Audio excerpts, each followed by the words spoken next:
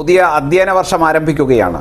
അധ്യയന വർഷത്തിൻ്റെ ആരംഭത്തോടു കൂടിയിട്ട് നമ്മുടെ വിദ്യാർത്ഥികളായിട്ടുള്ള കുട്ടികളെല്ലാം തന്നെ പുതിയ കലാലയങ്ങളിലേക്ക്, സ്കൂൾ അങ്കണത്തിലേക്ക് പ്രവേശിക്കുകയാണ്. പുതിയ അധ്യയന വർഷത്തിൽ പുതിയ പുതിയ സൗഹൃദങ്ങൾക്ക് വേണ്ടിയിട്ട് നമ്മുടെ കുട്ടികൾ ശ്രമിക്കുമ്പോൾ കലാലയ അന്തരീക്ഷങ്ങളിൽ ഒളിഞ്ഞിരിക്കുന്ന സൗഹൃദത്തിൻ്റെ വിപത്തിനെക്കുറിച്ച് കൂടി നമ്മുടെ കുട്ടികളെ നാം ബോധവൽക്കരിക്കേണ്ടതായിട്ടുണ്ട്. നമുക്കറിയാം, ലവ് ജിഹാദ് എന്ന് പറയുന്ന ഒരു വലിയ വിപത്ത് കേരളത്തിൽ എത്ര ആസൂത്രിതമായിട്ടാണ് നടക്കുന്നത് എന്ന് നമ്മെ സംബന്ധിച്ചിടത്തോളം നമുക്ക് അറിവുള്ള വസ്തുത തന്നെയാണ്. പല രക്ഷകർത്താക്കളും, പല ഉന്നത കുടുംബങ്ങളിലുള്ള രക്ഷകർത്താക്കളും തങ്ങളുടെ മക്കൾ ലവ് ജിഹാദിൽ അകപ്പെട്ടതിന് ശേഷം പിന്നീട് സംസാരിക്കുന്ന സമയത്ത് എൻ്റെ കുടുംബത്തിൽ ഇത്തരത്തിലൊന്ന് സംഭവിക്കുമെന്ന് ഞാൻ ഒരിക്കലും കരുതിയിരുന്നില്ല എന്നാണ് പറയുന്നത്.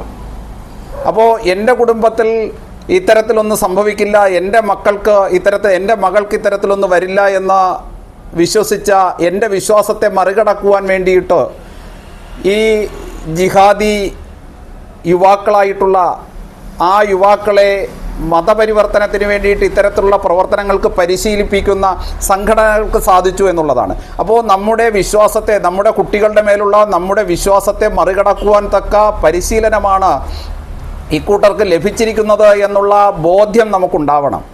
ആ ബോധ്യം നമുക്കുണ്ടായാൽ മാത്രം പോരാ, കൃത്യമായിട്ട് കുട്ടികളെ ഇതിനെക്കുറിച്ച് ജാഗ്രത പാലിക്കുവാൻ വേണ്ടിയിട്ട് നാം ശ്രദ്ധിക്കുകയും വേണം. നമ്മുടെ കുട്ടികൾ ക്യാമ്പസിനുള്ളിൽ ആരുമൊക്കെ ആയിട്ടാണ് സൗഹൃദമുണ്ടാകുന്നത്, എൻ്റെ മകളുടെ സുഹൃത്തുക്കൾ ആരായിരിക്കണം, എൻ്റെ മകളുടെ നിത്യ സമ്പർക്കത്തിലുള്ള, എൻ്റെ മകളുടെ സ്വഭാവത്തിലും പാഠ്യ വിഷയങ്ങളിലുമൊക്കെ സ്വാധീനിക്കുന്ന സുഹൃത്തുക്കൾ ആരൊക്കെ ആവണം, ആരൊക്കെയാണ് നിലവിലുള്ളത്, ഇത്തരത്തിലുള്ള കാര്യങ്ങളെക്കുറിച്ച് രക്ഷകർത്താക്കൾക്ക് കൃത്യമായിട്ടുള്ള ഒരു അവബോധവും ഉണ്ടാവേണ്ടതായിട്ടുണ്ട്. ഞാൻ ഈ വിഷയം പറയുമ്പോൾ ഇന്നലെ മാധ്യമങ്ങളിലൂടെ തൊട്ടടുത്ത ദിവസങ്ങളിൽ പുറത്തു വന്നൊരു വാർത്തയുണ്ട്. അത് മധ്യപ്രദേശിൽ നിന്ന് ഇത്തരത്തിൽ ഒരു ഹിന്ദു യുവതി, ഒരു ഹിന്ദു പെൺകുട്ടി ഇസ്ലാം യുവാവുമായിട്ട് പ്രണയത്തിലാവുകയും മധ്യപ്രദേശ് ഹൈക്കോടതിയുടെ മുന്നിൽ അവരുടെ ഒരുമിച്ചുള്ള ആ പ്രണയ ജീവിതത്തിൻ്റെ സാഫല്യത്തിന് വേണ്ടിയിട്ട് വിവാഹം കഴിക്കുവാൻ വേണ്ടിയിട്ട് 1954 സ്പെഷ്യൽ മാരേജ് ആക്ട് അനുസരിച്ച് ആ ഒരു നിയമത്തിലൂടെ വിവാഹം കഴിക്കുവാൻ വേണ്ടിയിട്ട് പോലീസിൻ്റെ സംരക്ഷണം ആവശ്യപ്പെട്ടുകൊണ്ടുള്ള ഒരു ഹർജി മധ്യപ്രദേശ് ഹൈക്കോടതി പരിഗണിക്കുകയുണ്ടായി. ആ മധ്യപ്രദേശ് ഹൈക്കോടതി ഈ ഹർജി പരിഗണിക്കുന്ന സമയത്ത് ഈ പെൺകുട്ടി ഈ മുസ്ലിം വിശ്വാസിയായിട്ടുള്ള യുവാവിനെ സ്നേഹിച്ചു എന്നുള്ള ഒരു കാരണം കൊണ്ടല്ല, മറിച്ച് ഇസ്ലാം വിശ്വാസിയായിട്ടുള്ള മുഹമ്മദീയനായിട്ടുള്ള ഒരു യുവാവിന് ഒരു ഹിന്ദു പെൺകുട്ടിയെ, ഒരു അഗ്നിയെ ആരാധിക്കുന്ന, ബഹുദൈവങ്ങളെ ആരാധിക്കുന്ന, ക്ഷേത്ര ആരാധന നടത്തുന്ന, വിഗ്രഹങ്ങളെ ആരാധിക്കുന്ന ഒരു പെൺകുട്ടിയെ വിവാഹം കഴിക്കുവാൻ വേണ്ടിയിട്ടുള്ള വ്യക്തി നിയമമല്ല മുഹമ്മദീയ നിയമം എന്ന് പറഞ്ഞിട്ടാണ് ഈ ഹൈക്കോടതി ജസ്റ്റിസ് ഈ വിഷയത്തെ നിരീക്ഷിച്ചത്. അത്തരത്തിൽ അദ്ദേഹം നിരീക്ഷിക്കുകയും ഈ പെൺകുട്ടിയുടെ ഈ മുസ്ലിം യുവാവിൻ്റെ ഹർജി തള്ളുകയും ചെയ്തു. അപ്പോൾ മിശ്ര വിവാഹത്തിന് ഈ 1954 ഈ സ്പെഷ്യൽ മാരേജ് ആക്ടിൻ്റെ പിൻബലമുണ്ട് എന്ന് അഭിഭാഷകൻ വാദിച്ചുവെങ്കിലും ഈ ഇസ്ലാം വ്യക്തി നിയമം അനുസരിച്ചുള്ള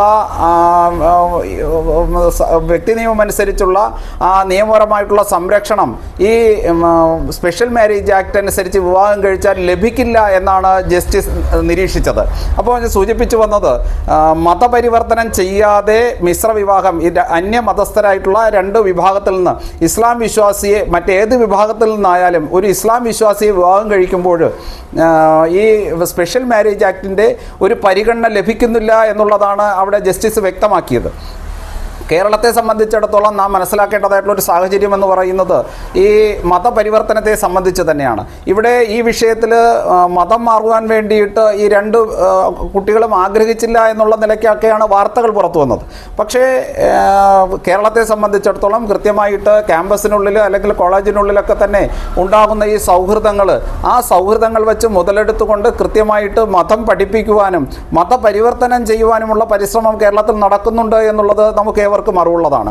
സത്യസരണി പോലുള്ള സ്ഥാപനങ്ങൾ ഒളിഞ്ഞും തെളിഞ്ഞും കൃത്യമായിട്ട് ഒരു ക്യാൻവാസിംഗ് എന്ന വണ്ണം, ഒരു ഏജൻസി എന്ന വണ്ണം ആളുകളെ വെച്ച് കൃത്യമായിട്ട് തങ്ങളുടെ മതത്തിൻ്റെ അംഗസംഖ്യ വർദ്ധിപ്പിക്കുവാൻ വേണ്ടിയിട്ട് അന്യമതസ്ഥരായിട്ടുള്ള ആളുകളെ സംഘടിപ്പിക്കുവാനും ഈ മതപരിശീലന കേന്ദ്രങ്ങൾ കൃത്യമായിട്ട് പരിശീലിപ്പിച്ച് മതപരിവർത്തനം ചെയ്ത് വിവാഹം നടത്തുക എന്നുള്ള വിഷയത്തിലാണ് കേരളത്തിൽ മുന്നോട്ട് പോയിക്കൊണ്ടിരിക്കുന്നത്. നമുക്കറിയാം, അഖിലഹാദിയ വിഷയമൊക്കെ നമുക്ക് വ്യക്തമായിട്ട് അറിവുള്ളത് തന്നെയാണ്. അപ്പോൾ ഇത്തരത്തിലുള്ള പ്രണയക്കുരുക്കുകളിലേക്ക് കേരളത്തിലെ നമ്മുടെ വീടുകളിലെ നമ്മുടെയൊക്കെ കുട്ടികൾ ചെന്നപ്പെടുമ്പോൾ കൃത്യമായിട്ട് മതപരിവർത്തനം ചെയ്യുവാൻ വേണ്ടിയിട്ടുള്ള സാഹചര്യം ഇവിടെ ഉണ്ട്. ഇത് ഒന്നും രണ്ടും സ്ഥാപനങ്ങളല്ല, ഈ കേരളത്തിൽ അങ്ങോളം ഇങ്ങോളം ധാരാളം സ്ഥാപനങ്ങൾ രഹസ്യമായും പരസ്യമായിട്ടുമൊക്കെ നടത്തുന്നുണ്ട്. ആ സ്ഥാപനങ്ങൾ കൃത്യമായിട്ട് മതപരിശീലനം കൊടുക്കുവാൻ വേണ്ടിയിട്ട് ആളുകളെ നിയോഗിച്ചിട്ടുണ്ട്. ഈ ആളുകൾക്ക് വേണ്ടിയിട്ടുള്ള കൃത്യമായിട്ടുള്ള മതം പഠിക്കുവാൻ വേണ്ടിയിട്ടുള്ള ആളുകളെ സപ്ലൈ ചെയ്യുവാൻ വേണ്ടിയിട്ടുള്ള ഏജന്റുമാരുണ്ട്. ഈ സപ്ലൈ ചെയ്യുവാൻ വേണ്ടി ആളുകളെ സംഘടിപ്പിച്ച് മതം പഠിക്കുവാൻ വേണ്ടിയിട്ട് സപ്ലൈ ചെയ്യുന്ന ഏജന്റുമാരാണ് ക്യാമ്പസിലെ നമ്മുടെ കുട്ടികളുടെ സൗഹൃദം, നമ്മുടെ പ്രണയം നടിച്ചിട്ട് നമ്മുടെ കുട്ടികളെ കൂടാൻ വേണ്ടിയിട്ട് നമ്മുടെ കുട്ടികളോട് പ്രണയാഭ്യർത്ഥന നടത്തിയിട്ട് കൂടുന്നത്. ഇത്തരക്കാരുടെ മതപരിശീലന കേന്ദ്രങ്ങളിലേക്ക് പോകുവാൻ വേണ്ടിയിട്ടുള്ള ഏജന്റുമാരെ നമ്മളെ സമീപിക്കുമ്പോൾ അവരോട് നമുക്ക് സൗഹൃദമുണ്ടാക്കേണ്ട കാര്യമില്ല എന്നുള്ള വ്യക്തമായിട്ടുള്ള ധാരണയാണ് നമ്മുടെ രക്ഷകർത്താക്കൾ നമ്മുടെ കുട്ടികൾക്ക് കൊടുക്കേണ്ടത്. ഇത് കേരളത്തെ സംബന്ധിച്ചിടത്തോളം നമ്മൾ വളരെ ജാഗ്രതയോടുകൂടിയിട്ട് ഈ വിഷയത്തെ കാണേണ്ടതാണ്. കൃത്യമായിട്ട് ഇതിനെ നമുക്ക് പ്രതിരോധിക്കാൻ സാധിക്കണം. കാരണം നമ്മുടെ കുട്ടികൾ ഇത്തരത്തിലുള്ള ബന്ധങ്ങളിലേക്ക് അകപ്പെട്ടു കഴിഞ്ഞാൽ, ഇത്തരത്തിലുള്ള മതപരിവർത്തന കേന്ദ്രങ്ങളുടെ ഉള്ളിലേക്ക് കടന്നു കഴിഞ്ഞാൽ ഇവിടെ നമുക്ക് അവരെ രക്ഷപ്പെടുത്തുവാൻ വേണ്ടിയിട്ട് ഒരു 50-50 ചാൻസ് പോലുമില്ലാത്ത സാഹചര്യമാണ് കേരളത്തിൽ ഇന്ന് നടന്നുകൊണ്ടിരിക്കുന്നത്. കാരണം ഇവിടെ ഈ മതപരിവർത്തനത്തിന് ഇവിടുത്തെ ഭരണ പ്രതിപക്ഷ രാഷ്ട്രീയ പാർട്ടികളുടെ അതുപോലെ തന്നെ സംഘടനകളുടെ ഒക്കെ തന്നെ പിൻബലത്തോടു കൂടിയിട്ട് പിന്തുണയോടു കൂടിയിട്ടാണ് ഇത്തരത്തിലുള്ള ദേശവിരുദ്ധ പ്രവർത്തനങ്ങൾ, ഹിന്ദു വിരുദ്ധ പ്രവർത്തനങ്ങൾ നടക്കുന്നത് എന്ന് കൃത്യമായിട്ട് നാം മനസ്സിലാക്കണം. അതുകൊണ്ട് ഈ വരുന്ന പുതിയ അധ്യയന വർഷത്തിൽ അല്ലെങ്കിൽ ഉപരിപഠനത്തിന് വേണ്ടിയിട്ട് ഒക്കെ നമ്മുടെ കുട്ടികളെ നാം എടുപ്പിക്കുമ്പോൾ ബുക്കും പുസ്തകവും ബാഗും പുതിയ വസ്ത്രങ്ങളും കുടയും ഒക്കെ വാങ്ങി നൽകുന്നതോടൊപ്പം അവർക്ക് ഇത്തരത്തിലുള്ള ക്യാമ്പസ് സൗഹൃദങ്ങളിലെ തെറ്റും ശരിയും തിരിച്ചറിയാനുള്ള മനസ്സിനെ കൂടി നാം രൂപപ്പെടുത്തേണ്ടതായിട്ടുണ്ട്. അത് കേരളത്തിൻ്റെ ഈ വർത്തമാന കാലഘട്ടത്തിൽ അനിവാര്യതയാണ്. നന്ദി, നമസ്തേ.